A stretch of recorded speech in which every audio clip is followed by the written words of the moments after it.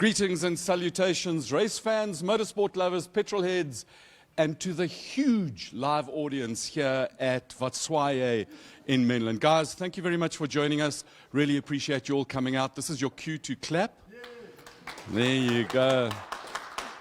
And welcome to episode 98 of Waved Yellow, Vatswaye in Mainland. I am told in my ears, thank you very much, Henk, he's driving me in my ears because there's vacuum over here. Great show tonight. We've got a couple of guests. Mersha from Motul, welcome and thank you for joining us. It's great to be here. Looking forward to our chat. And the other half of Waved Yellow. Are you waved or are you yellow, Gary? I'm waved. Awesome.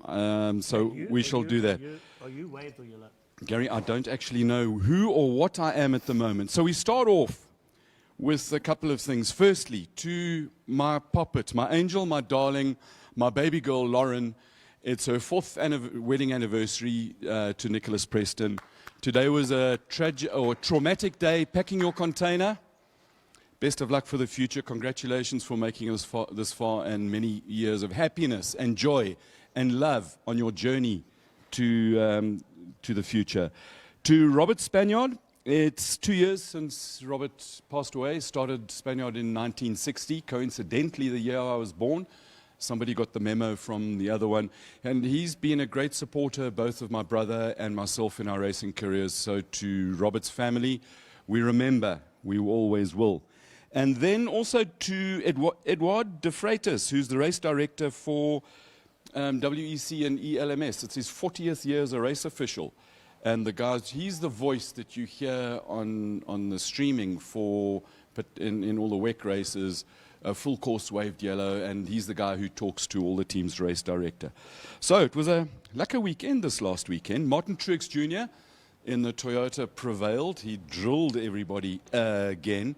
So it's first race of the playoff, and so that was really good. Sam Oak won the Grand Prix this weekend by going slowly. It was quite lekker. And Brad Binder, my boy, start to finish. That was absolutely really fantastic. So winner in Moto 2, and it's going to be super exciting to see him in Moto 1, proper Moto GP next year, I think. If KTM can sort out what is apparently a cuck frame, so they say.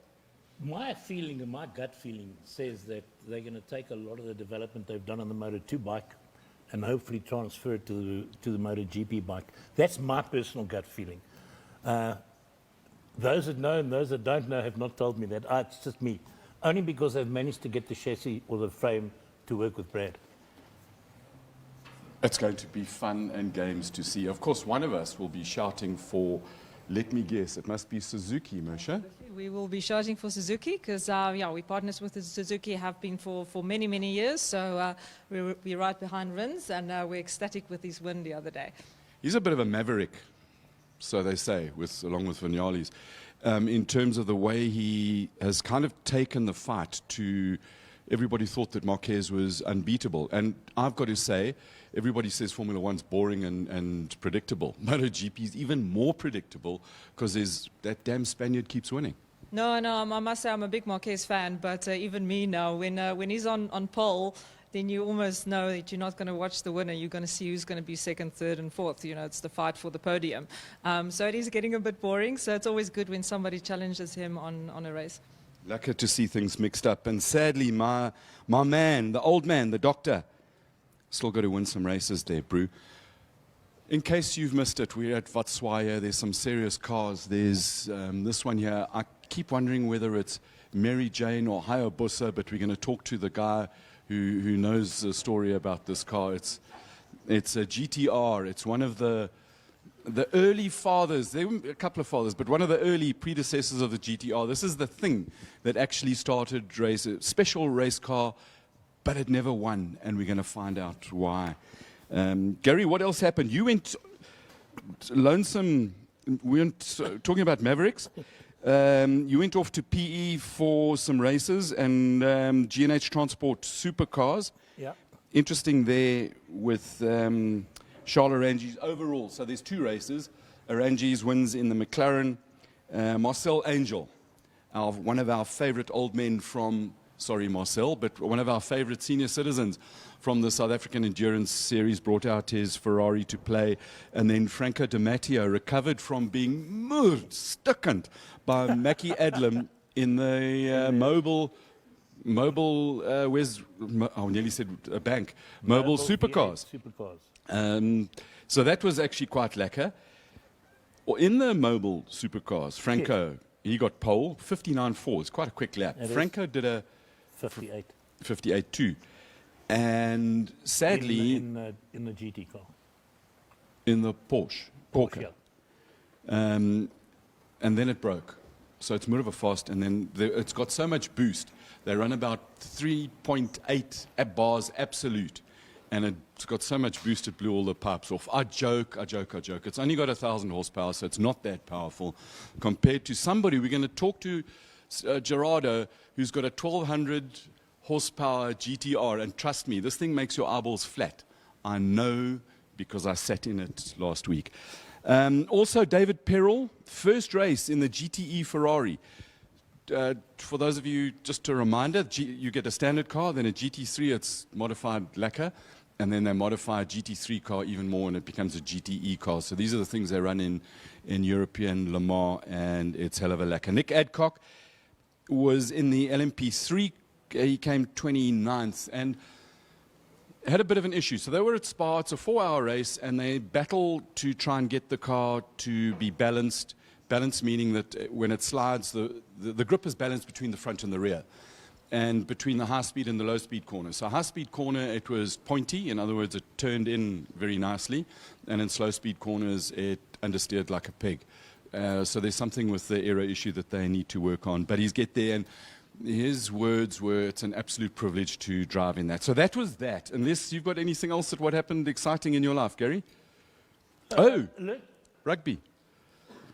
We came second. I missed it all. We came second. We came second. Yeah. Yeah. It was a close race. Well, it's better than coming last. We were on the podium. Like we couldn't have come last because there's only 2 people in that. Or 2 teams in that. But hell, better luck next time.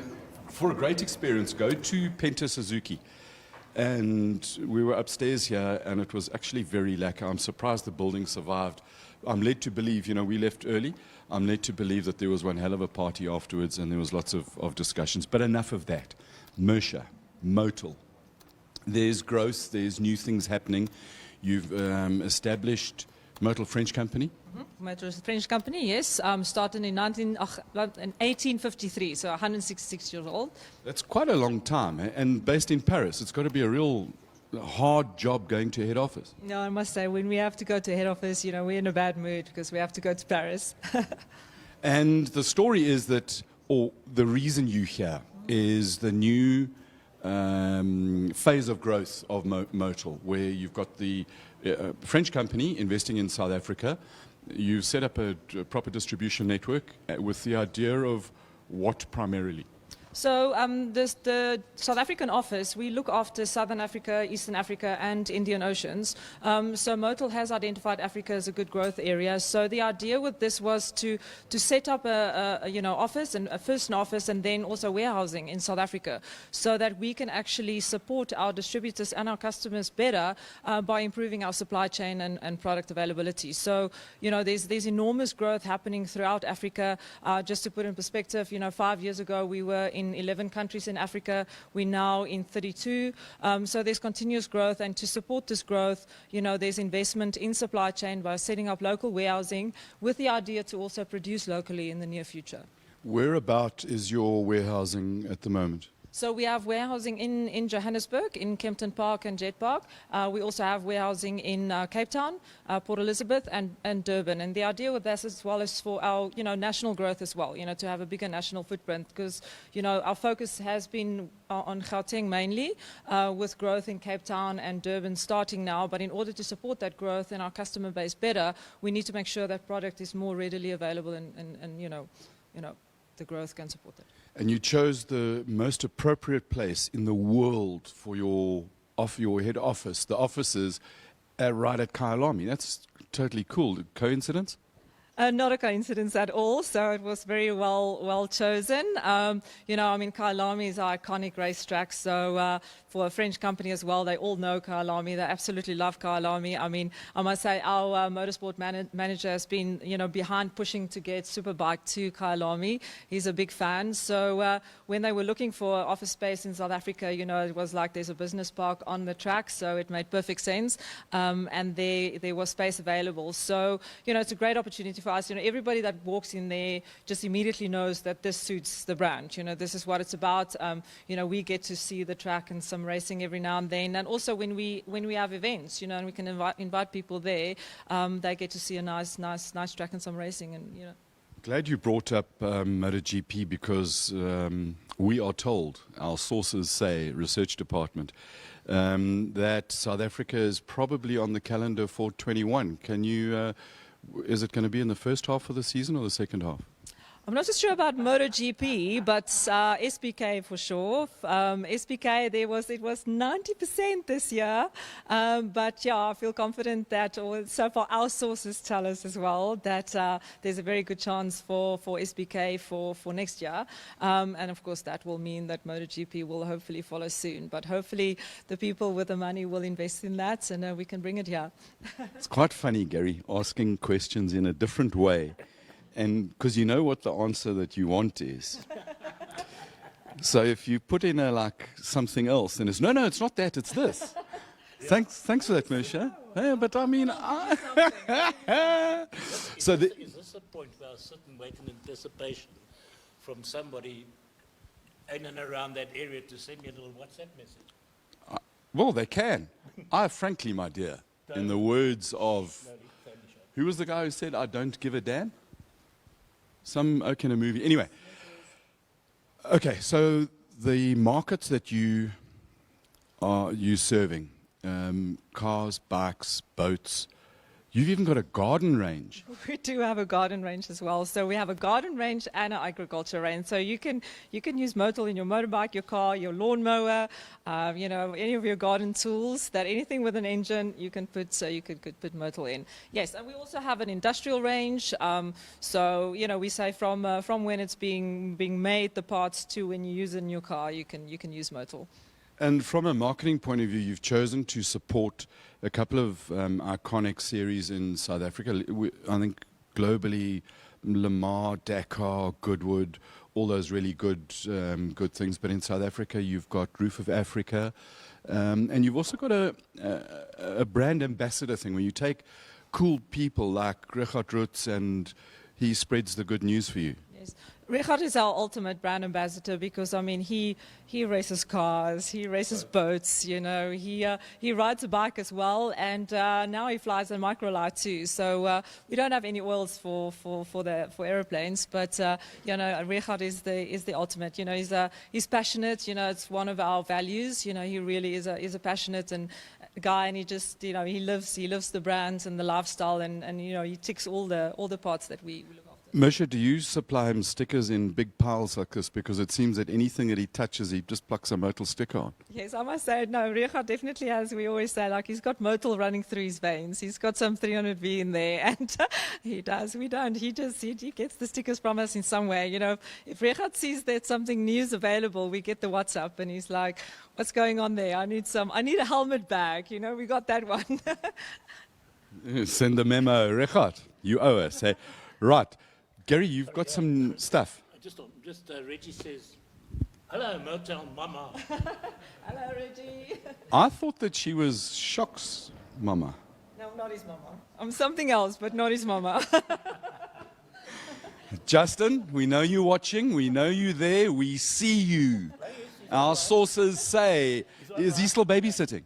No, he's not. He's back in Johannesburg. So he needs a break now from it. He was rather tired. It's hard work looking after children. But apparently he's tough and he can take it. I'm glad you mentioned 300V because that's a technical product and a technical issue, which brings us very nicely into the technical side. So, Moshe, thank you very much for joining us from the marketing side of Motul.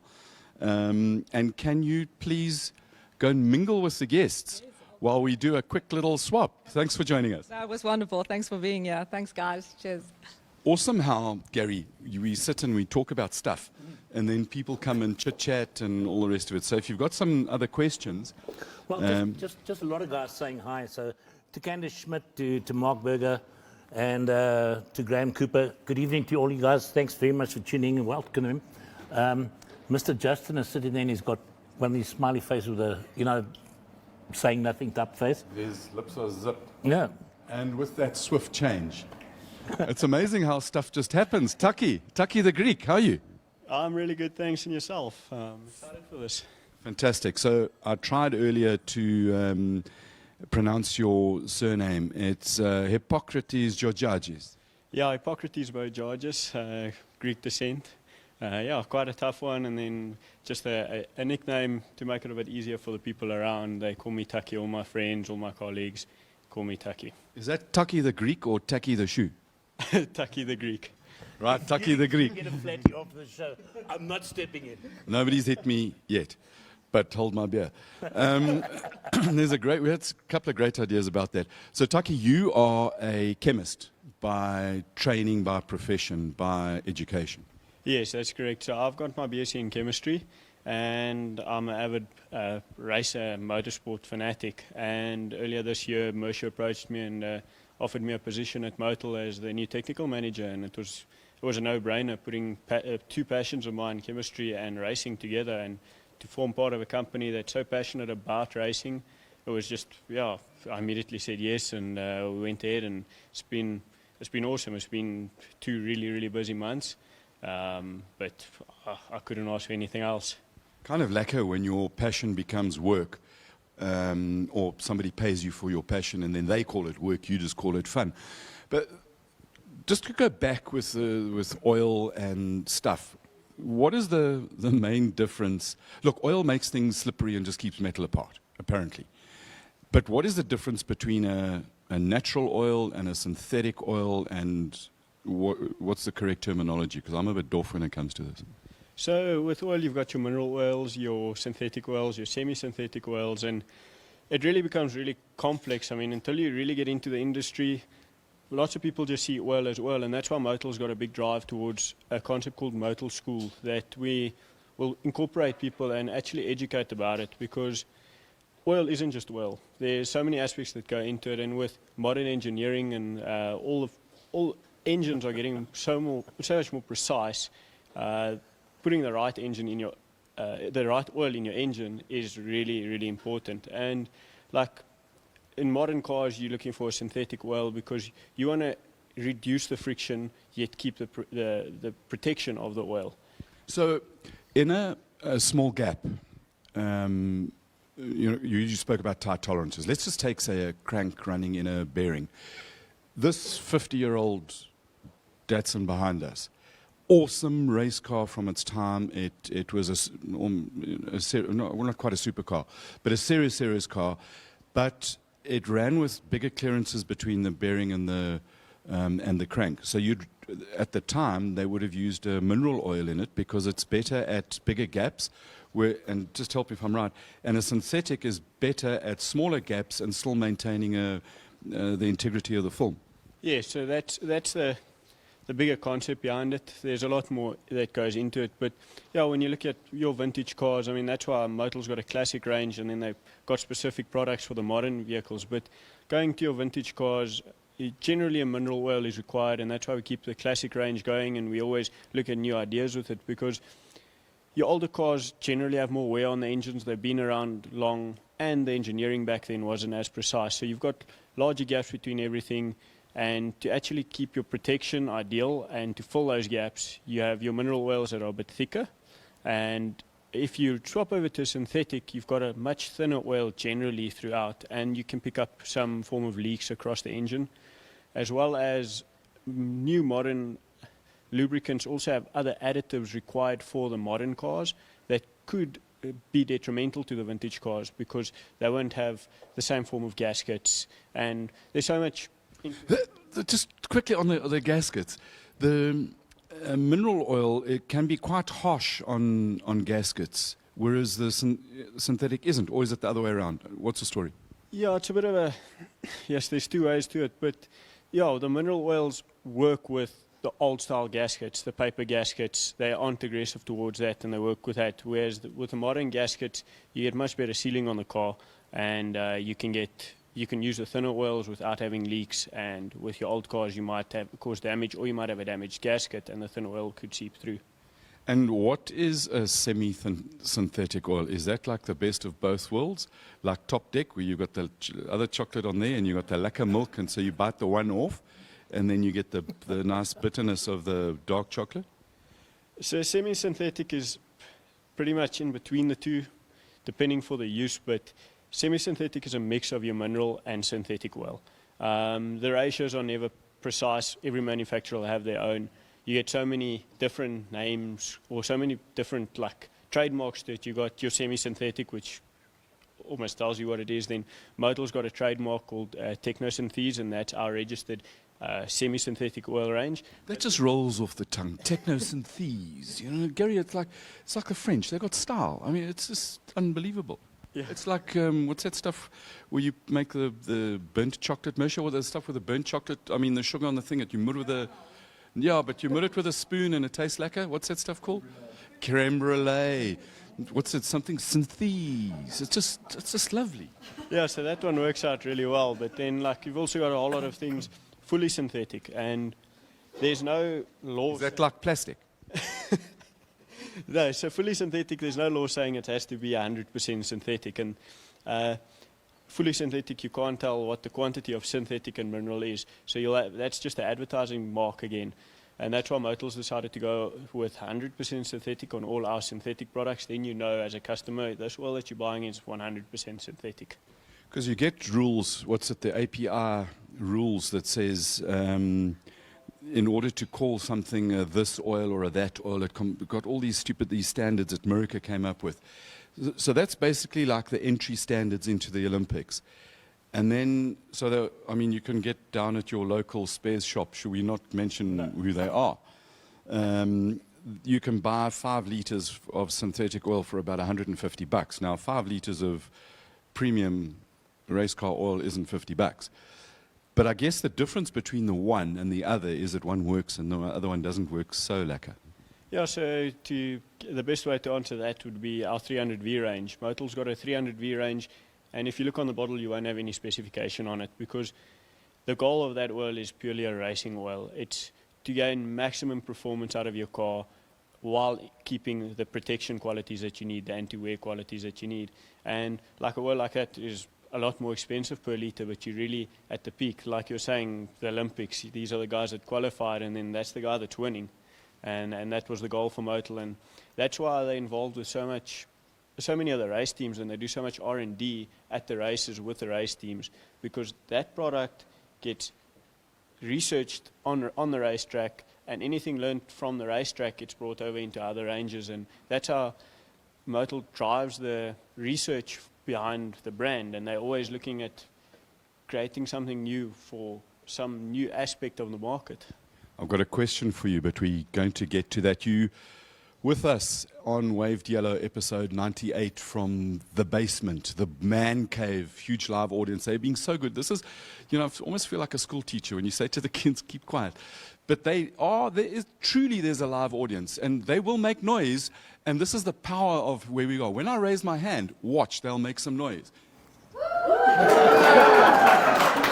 I thought they were all going to fall asleep completely. I thought they were not going to do anything, just to go. Just while we're there, we got 2 young gentlemen playing a game with us over here. So Justin Waddington comes up and said, finally some eye candy.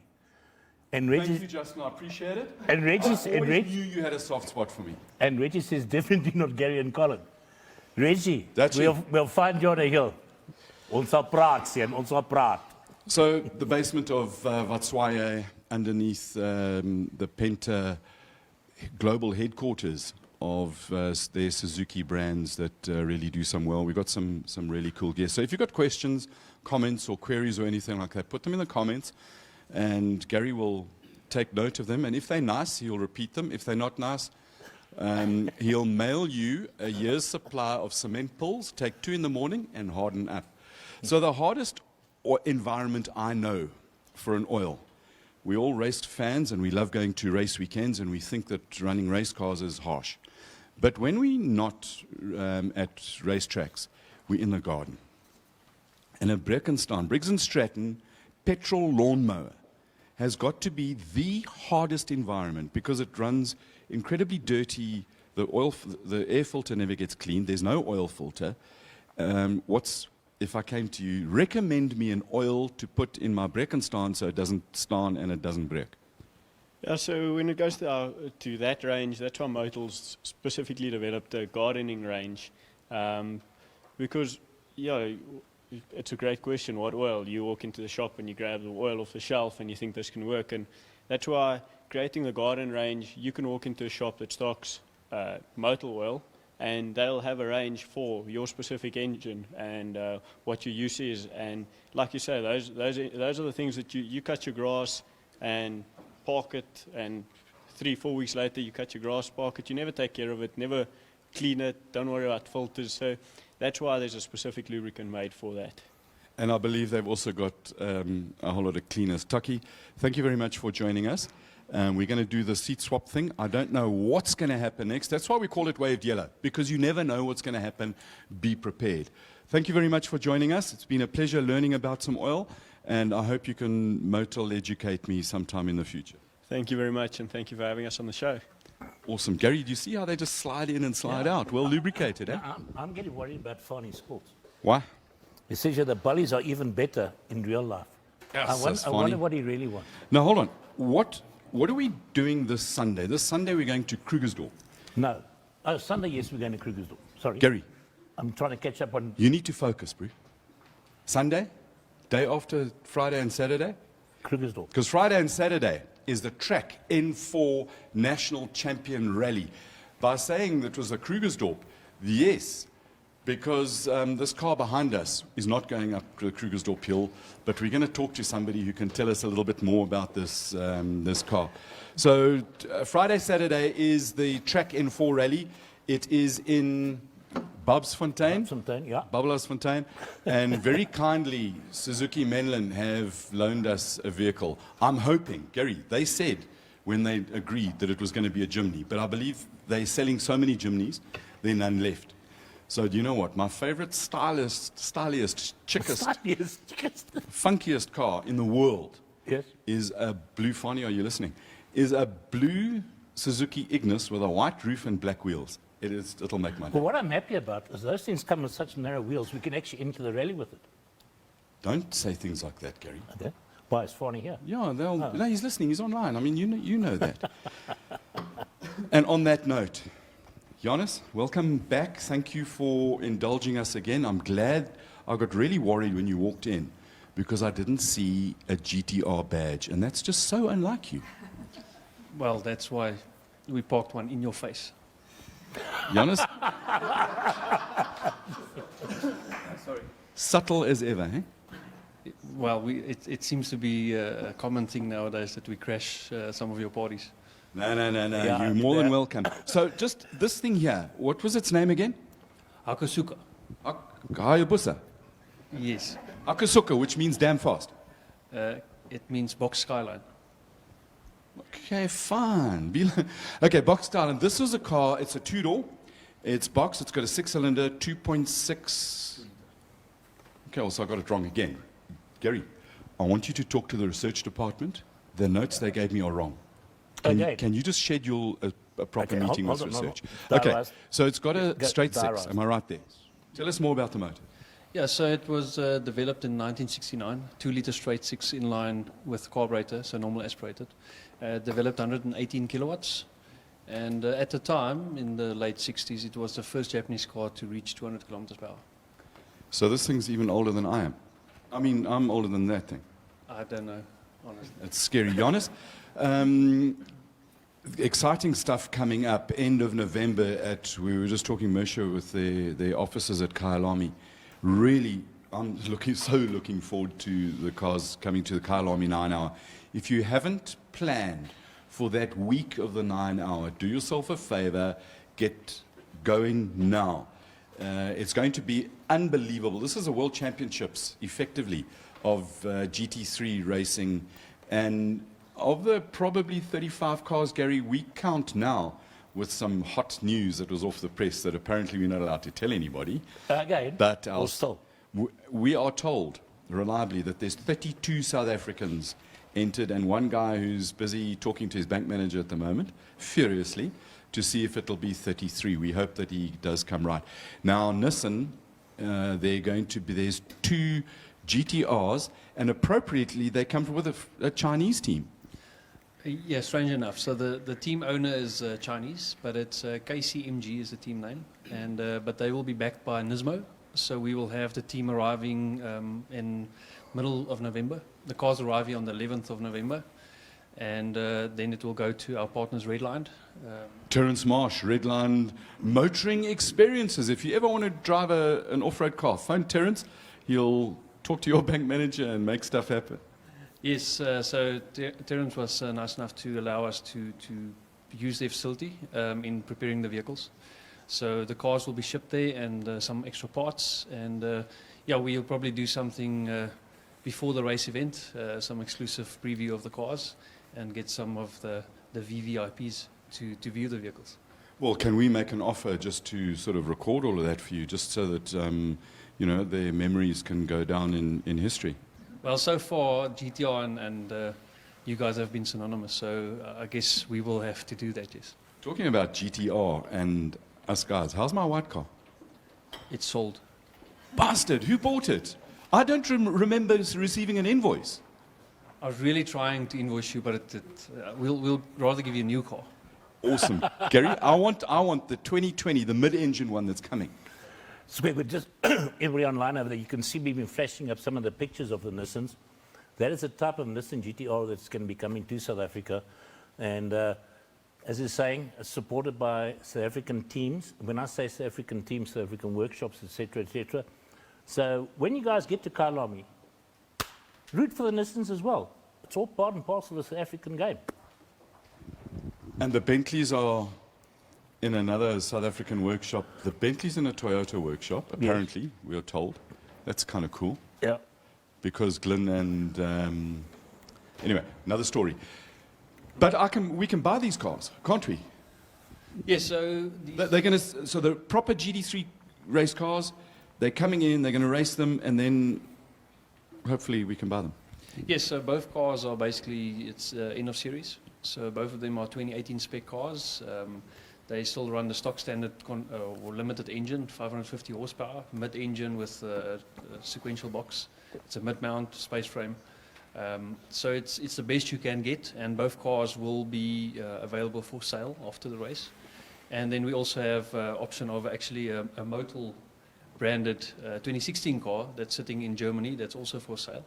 But just because we've mentioned Motul so much, I reckon they should just bring that car in and use it as a promotions vehicle. What do you think about that? I mean, that's the logical thing to do. That's exactly why I mentioned it, yes.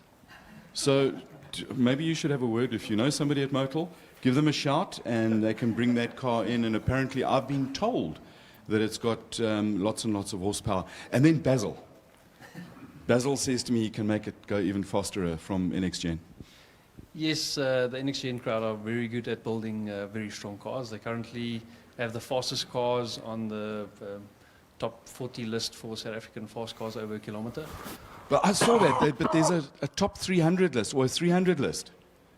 I want to go in one of those cars, even as a passenger. But I'm sure that would you arrange something for me to maybe have a go with my white car? The white car will, I think our stretch of road must be a little bit longer than what they run. But I mean, they hit 357 on 1 kilometer stretch. So that's amazing. It's very fast. I nearly said a bad word. Because that's fast. It's eyeball flattening stuff. Here's the thing. And hak, skin, pan. Apparently, we know some people who can put body protection film on the car for us. So your paintwork will be, the guys from Ink Monkey, they put proper stuff on it. The bodywork won't get damaged. And at Hokskie Pan, the Bloodhound has got a South African flag on. It's on its way. It's containerized. It's boxed. And I think, Jonas, that would be the ideal vehicle for us to take down to Hokskie Pan and check the Bloodhound out. What do you think? It could be the vehicle that leads to film the speed he gets to, yes. Right, guys, sorry, enough of GTR. Okay. So that's Kyle Army 9 Hour. You're looking forward to it, and if anybody's bought a GTR, they can get in touch with you, and there's hospitality and stuff and lekker things you're going to do. Yeah, so currently we're speaking to the organizers to see from a hospitality point of view for GTR customers what we can do with the KP or KCMG team in terms of passes to the pits to go and view the vehicles, and then obviously from just a viewing deck as well. Kyle Army, end of November. If you're not there, I'm sorry for you. True. And that, unfortunately, is that. I'm just saying, Unfortunately, what, Kerry? the moment that you said these cars will be staying behind, there's certain people online. Who? Names. Names. Okay. Call them up. We got Fitz. We want Diava. names. Yeah, come. no, bring no, your, no, bring no, your no. books. Hang on, wait, These wait. things are fast. They've got carbon fiber. They've for days. It's got silicon. 4 days. And it's even got unobtainium in it. They are 4 years. lekker. I mean, I'm not allowed to say that word anymore. I know. That's why you can't say it. They're very nice. Buy them away. What color? The cars are blue, hey? Yeah, it's blue and white, but obviously that's a wrap, so whatever the customer wants when they buy it can happen. I'll tell you what, Ink Monkey can do all sorts of crazy stuff. They can even make it look like carbon fiber. But you don't have to make it look like carbon fiber because there is so much carbon fiber. Maybe production can flash the pictures of those cars in their blue and white up again. Again. Yeah, I want people.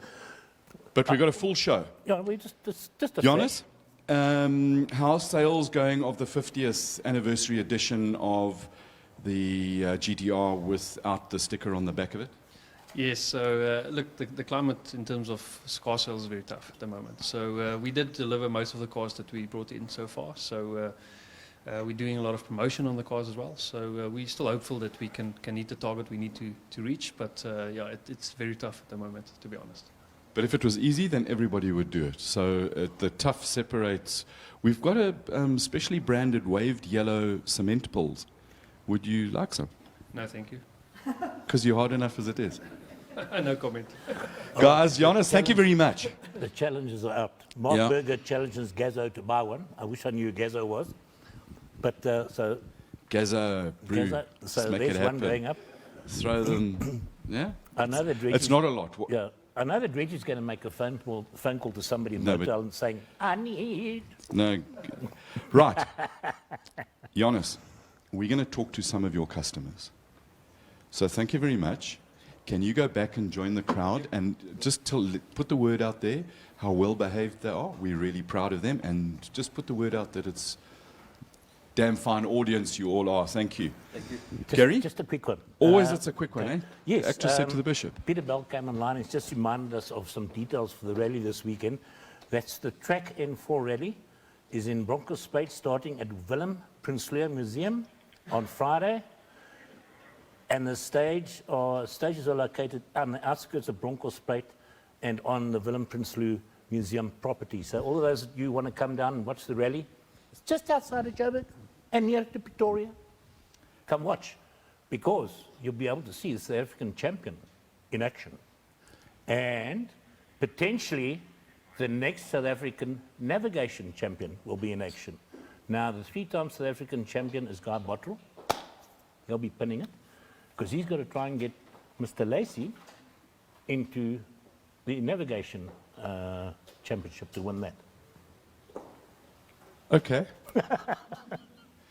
Do you know about the Willem Prinsloo Transport Museum and the stuff they've got there?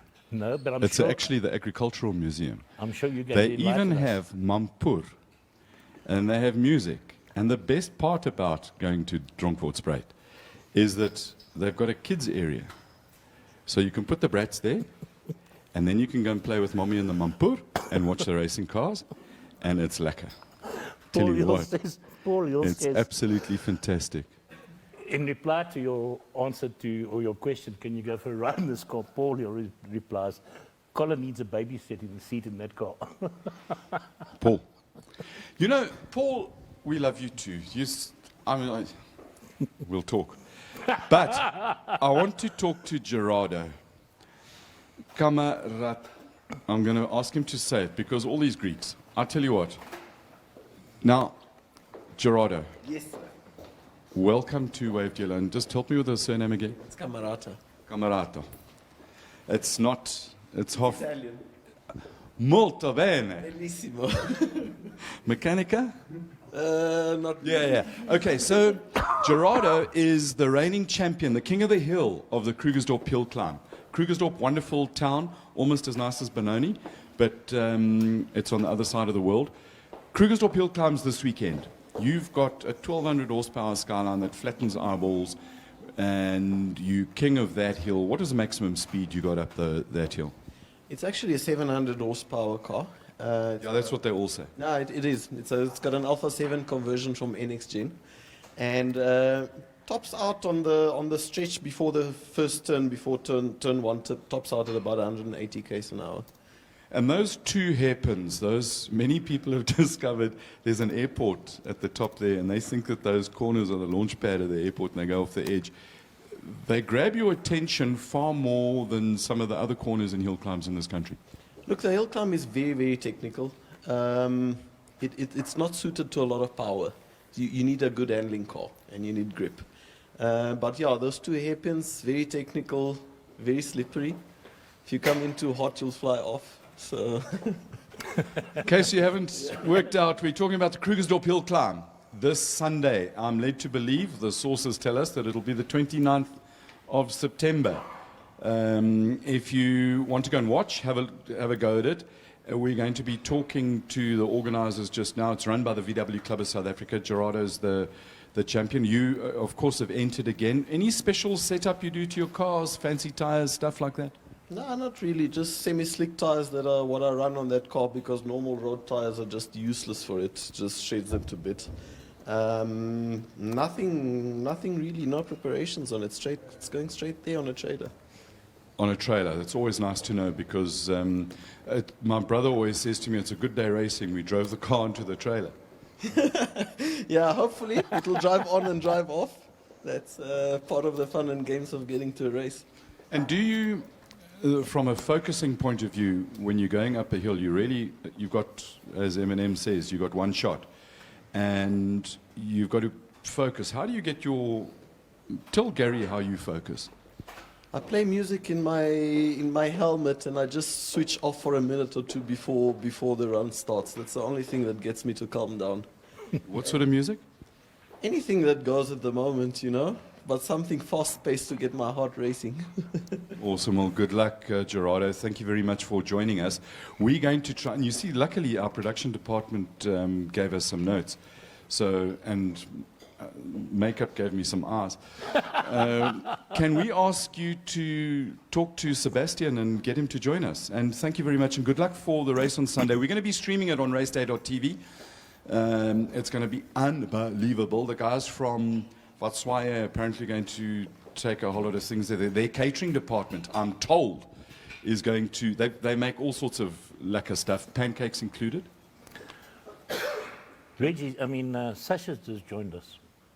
Sasha Montenegro, Mr. F1. Yeah. SA. Hello, Sash. And, Are we looking forward to seeing you tomorrow night for Sasha's Formula One show, also on raceday.tv? Unbelievable. Also going to be streamed from here. So this is like 2 days in a row. And we'll just have to, Gary, Yeah. we need to subcontract the Vatswaya catering department, because they've done quite well with the only thing is, you can't put meatballs with chicken balls, because chicken and beef don't mix, apparently. But our legal It department will must talk be to a them. rather large chicken. Carry on. On that note, he said to me, keep it a family show. Sebastian, you're the organizer, VW Club, check at that. It looked like a mini badge for a minute, but apparently it's a Volkswagen Club. It is, but we're not biased at all. We appreciate all cars. We came up with the slogan last year that we don't care what you drive as long as you have fun behind the wheel. That's very good, hey? And completely sort of inclusionary in this whole postmodernistic society of including everybody. But as long as it's a VW, it's even better. Of course, there has to be one at the top, which is why I took off the Ferrari jacket. I can't have any bad representation here. Now tell me, in the lead up to the Krugersdorp hill climb, there are a couple of speed bumps. How the hell are all the Oaks where they drop GTIs going to go over the bumps, Brew? Because it's got, you know, we were nearly late because we got held up by a guy going over a speed bump in a drop Golf. Well, it depends how heavily it's done, but it is one of the struggles we have actually, is that a lot of people view the VW community these days as a bunch of people who are only interested in lowering and dropping their cars. So we as the club try to change that perception by hosting a number of performance events throughout the year, and based mainly on the support of people like Gerardo and the rest of our forum members and club members. We're trying to change that ideology and get more people in VWs and other cars to start using them for what they're capable of. Do you have a special air-cooled section that Ruben van Niekerk can be the head of? Because, you know, he's saying it ain't cool unless it's air-cooled. Not specifically, but we do have an air-cooled section on our forum. So A lot of hot air spoken there. yeah, there's a wealth of information, but look, the perception has changed lately to bolt-on mods, tuning, and simply trying to go as fast as possible for as little work as possible. But we are trying to keep the old mechanically minded and DIY people involved as much as possible. So you want the original Golf 1 guys with spark plugs and a distributor, you know, like just the normal sort of stuff, and carburetors to be involved. You got many of them in your club? Yeah, we've got quite a number of people that have got stock cars, heavily modified cars, people with engine swaps from anything from 20 valves to VR6s to even some TFSI mods from newer generation Golfs in older cars. So we've got an appreciation of all different types of motoring enthusiasts.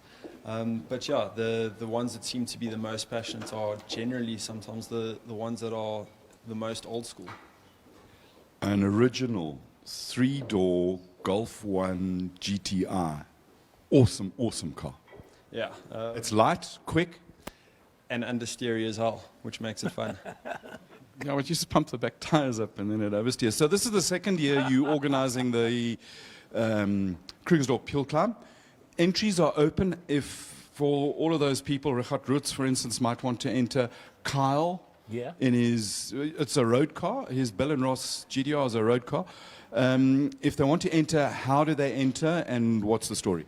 All right, well, you can look for VW Club South Africa on Facebook or Instagram, and we've got links to our various entering formats there. But the easiest way is to send me directly an email on events@vwclub.co.za or info@vwclub.co.za. I'll reply with the entry form.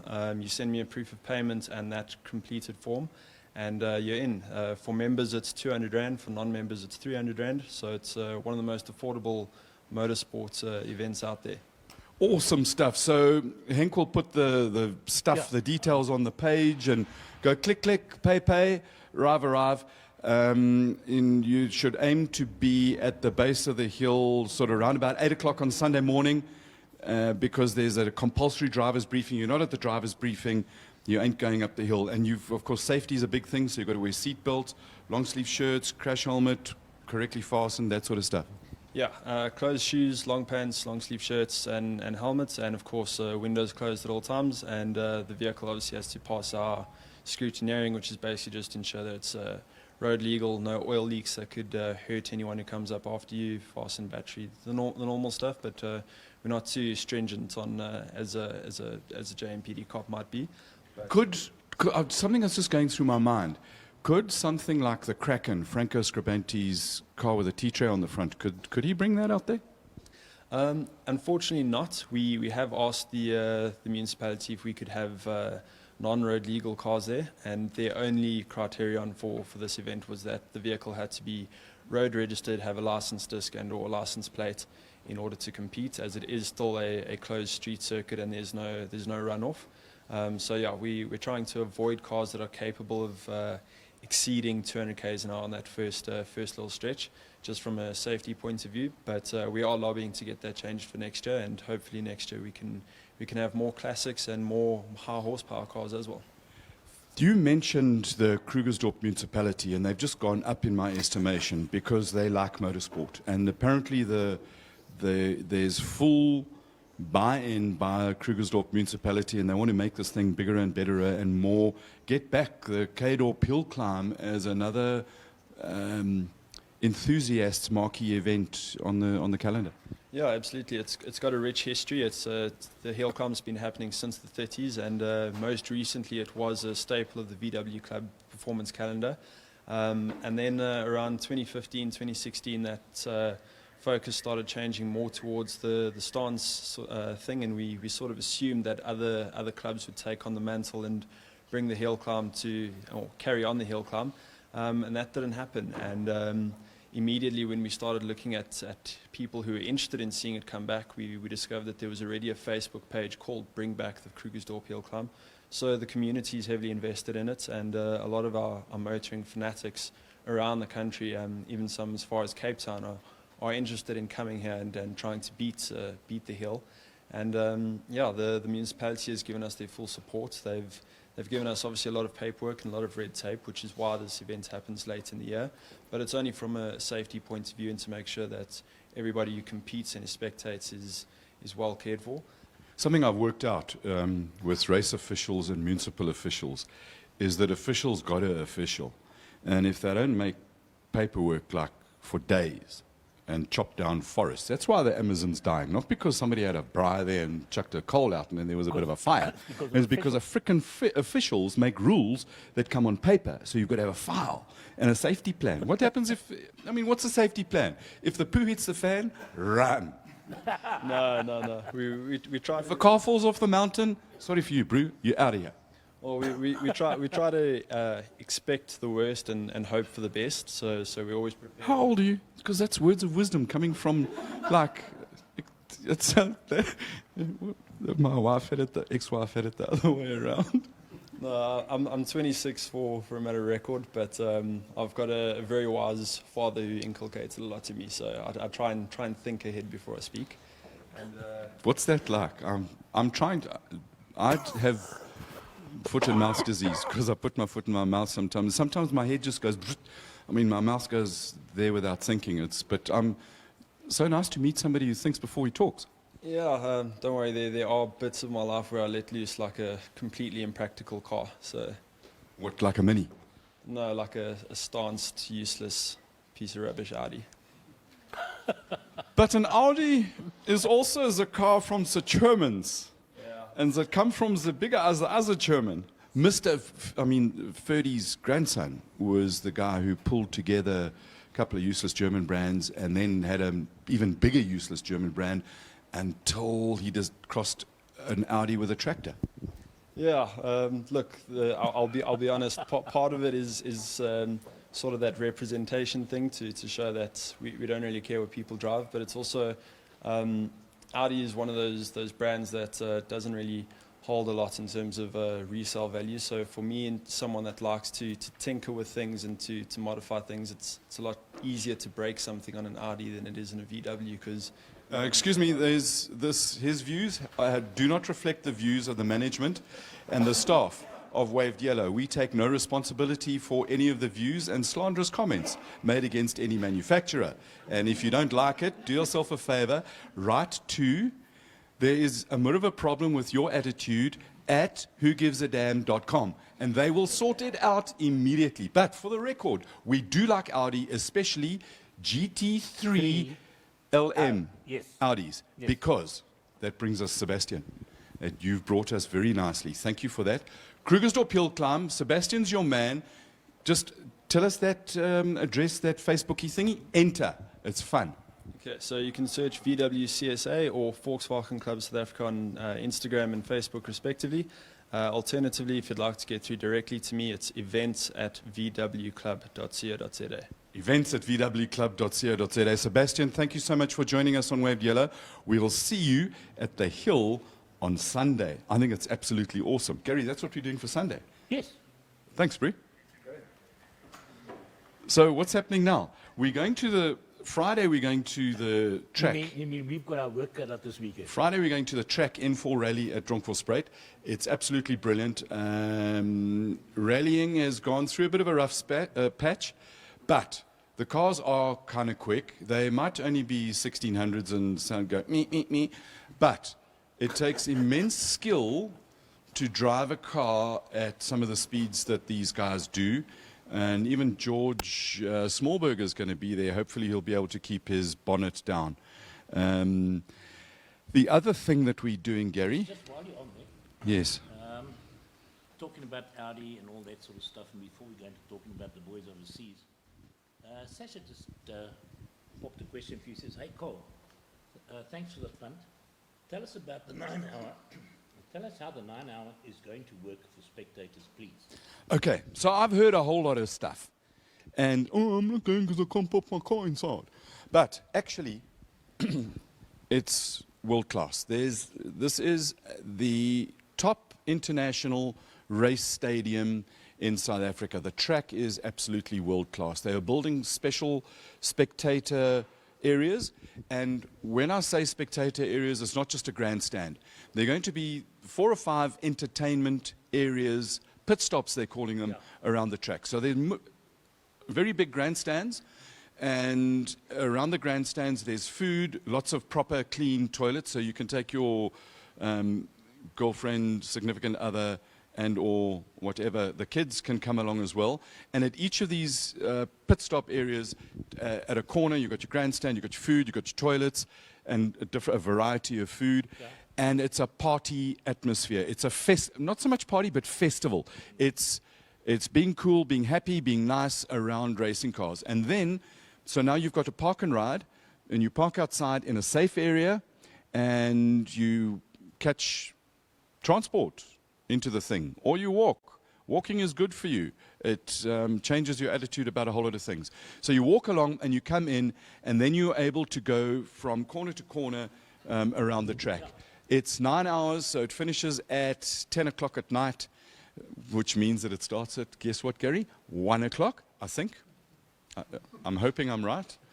Our research, maths and science is important, guys. 4, si, no. 4, 6, 7, 8, 9, 10. Where's the Italian guys? But it ends at 9, okay? Ah, 9. But 10 o'clock. I don't know what that is in Italian. So we can count in Italian. Woo! Right. You've got all the entertainment areas, and you can start upgrading your packages like anything in life. You get the normal one around the outside of the track, and there's enough corners to go and do all sorts of stuff. And then you can go inside. You can go to the back of the pits. You can go as far as your credit card will take you, even to the point of buying a race car, and even to the point of buying a seat in the car. So do not let your bank manager limit your dreams. Work harder, and your dreams are attainable. And that is the 9 hour. If you haven't made plans, well, let's put it this way. Change your plans. Change your significant other's plans. Right off on that whole weekend. Cross it off. 9 hour. Fun. Happy times. It's going to be amazing. We're trying to spend the week there. Gary? Yes. Coming up. So we've done this weekend. Yeah. We've got a rally on Friday and Saturday in Bronkhorstspruit. It's the Track N4 rally. And Track N4, they are the concession holders for the N4 road. They really are behind motorsport. They've indicated that if things work well this year, they'll go further. The Willem Prinsloo Agricultural Museum, I promise you, do yourself a favor, come out there. It's not just about all the other stuff. They've got, do you know how many kinds of potatoes we've got in this country? I'll give up. Tell me. I seem to recall that there are about 13 of them, and they've got all these different varieties of potatoes, and they can teach you how to make gin out of potatoes. They've got all different like kinds of millies and tractors and stuff. So if you want to learn about farming, the Willem Prinsloo Museum in Bronkhorstspruit is there for you. So you can learn about farming, and some of the drivers in their cars will also learn about farming. They can plug the millie fields flat as hell. Then we also have in Espanol our friends Kelvin and Mark Niederhauser. They are going to go and do their sing again in the Germans, and it's the last round of the endurance series, Blanc Pan. Yeah, that's right. And Giraffe, the world's fastest DJ, international man, traveler, man of fame, DJ Gennaro in the house, brother. Boom, boom. He's actually just landed over there. He landed there a little bit earlier this afternoon, so he's getting ready. He's in the Butson Gunon BMW M6. Jordan Groger's also there. Yeah, he's in a Porsche. And David Perrell back in the GT3 version of his lime green Ferrari. Go boys, go Saffers. Pin it, brother, flat through wherever the corners are. Yeah, I agree with you. What else is happening, Gary? Well, that's internet. Gary, apparently the voices in my head, I'm getting telepathic. They said that I should move the mic so you can talk. Yeah, besides the international thing and everything else that's going on, unfortunately Sheldon van der Linden's not racing this weekend because he's doing DTM the following weekend. But So the answer is what else? That's about it. And it's about that time of the show. yeah, it's about that time of the show where I don't have to get up and go and do my job, so I can sit here and say goodbye to everybody like you normally do.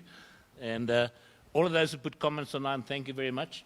We will put the details for the rallies where you can register and where you can fill in. We'll pop them up as soon as we finish the show. So just stay Gary? on the show, you'll see the link. Info@VW Club. Yeah, but as I say, I will type it in. Awesome. On that note, thank you very much for watching, and a very special shout out to two groups of people. Penta Suzuki and also to Vatswaye, Colbert and Nadia. Dankie vir al die lekker kos, Kati, dis baie mooi. And to our live audience,